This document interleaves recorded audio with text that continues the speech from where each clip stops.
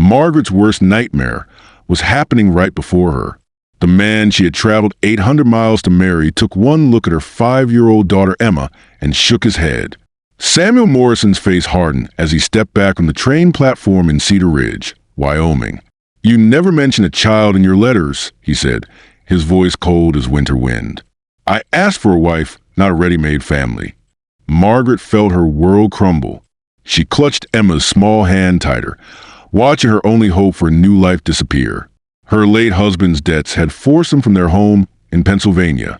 The mail-order bride arrangement was supposed to be their salvation. "Please," Margaret whispered, her voice barely audible above the train's departing whistle. "She is a good child. She will not be any trouble." But Samuel was already walking away, his boots clicking against the wooden planks with finality. Margaret sank onto platform bench, Emma curling against her side. The afternoon sun fell harsh against her face as tears threatened to fall.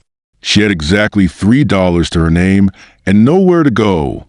From across the platform, a tall man in a worn leather jacket watched the scene unfold. Thomas Whitman had come to town for supplies, but something about the woman's quiet dignity held his attention. He saw the way she straightened her shoulders despite her despair, the gentle way she comforted her daughter. Thomas had been alone on his ranch for 5 years, since his wife passed from fever. The silence had become a companion. But today, something stirred in his chest watching this mother's courage. He approached slowly, removing his hat. "Ma'am, I could not help it over here. Do you have somewhere to stay tonight?" Margaret looked up, her blue eyes wide with surprise and caution. "I am afraid not, sir. We will manage somehow." "My name is Thomas Whitman. I run the Double W Ranch, about 10 miles from here." He knelt to Emma's eye level. "What is your name, little one?" "Emma," she whispered, peeking out from behind her mother's skirt. Thomas smiled warmly. "That is a beautiful name. You know, I have a mare named Buttercup who would love to meet you. She gets lonely sometimes too." He stood and looked at Margaret with kind eyes. "My housekeeper, Mrs. Patterson, left last month to care for her ailing sister. The house is too big and too quiet for one man. I could offer you both room and board in exchange for help with cooking and such. No strings attached. Just until you figure out your next step." Margaret studied his weathered face, seeing only genuine kindness there. "You do not even know us, Mr. Whitman. Why would you help strangers?"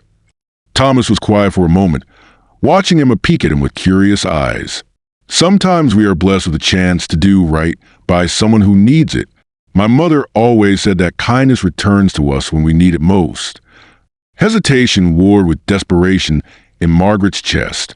Trust was not easily given, but Emma's tired eyes told her she could not risk another night with nowhere to go. She finally nodded. "Thank you, Mr. Whitman. We are very grateful." As days turned into weeks at the Double W Ranch, Margaret found herself feeling a home for the first time in years. The big ranch house was filled with warmth again. Thomas was a gentleman in every sense, never pressing for more than she could give.